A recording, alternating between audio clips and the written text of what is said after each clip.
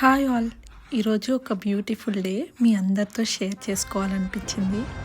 So this is my husband car. చాలా చల్లగా ఉంది. మా తమ్ముడు కార్ కొనుక్కొచ్చేసాడు. మా బ్రదర్ కార్ కొన్నాడు. సో ఈరోజు చాలా చాలా హ్యాపీ అనమాట. వాడు అనుకున్న కార్ కొనుక్కున్నాడు. అది మాకు చాలా స్పెషల్ అనమాట.